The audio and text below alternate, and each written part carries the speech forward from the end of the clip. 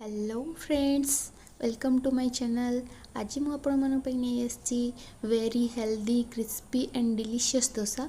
जदि आपण मैंने वेट लॉस करने को चाहूँगी तो ये रेसिपीटी निश्चित देखूँ।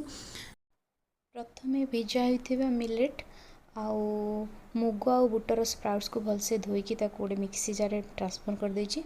तापर से भलसे ग्राइंडिंग करेगी से टिके लुण आउ टिके खाइबा सोडा नहीं, कारण जेहेतु इंस्टांट एटा बनूची तो टिके क्रिस्पी होगापी मुझे खाइबा सोडा यूज कर।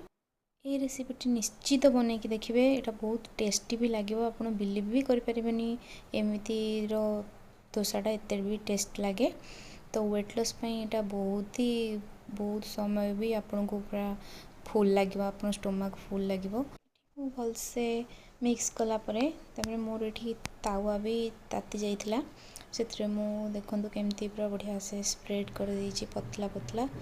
आपन भी चाहिए ताको मोटा भी करें, ताको पतला भी करें। तो मत एमती भल लगे तो मुझे मस्टार्ड ऑयल नहीं। आपड़ जदि चाहिए भी लेस ऑयल भी पिठा बहुत उठिबो। जदि भी आप चाहिए ऑलिव ऑयल भी यूज करें। मत टिके मस्टार्ड ऑयल फ्लेवरटा भल लगे तो से मस्टार्ड ऑयल नहीं। देखो ये मोर पूरा बढ़िया से बनी जाइए क्रिस्पी क्रिस्पी डोसा।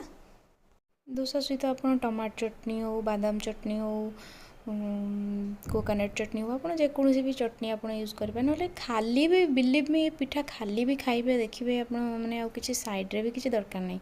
तो मुझे किसी मोर चटनी नाला तो मोर मटर तरकारी करी। तो मुझे मटर तरकारी सहित सर्व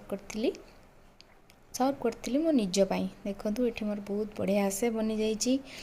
तो रही सांग मैंने निश्चित आप ट्राए करके देखिए। जदि आप वेट लॉस प्लान में अच्छा, यहाँ बहुत पूरा हाई प्रोटीन हाई फाइबर एत डिलीशियस डोसा आप बिलीव भी करें। तो रही सांग मैंने बाय बाय।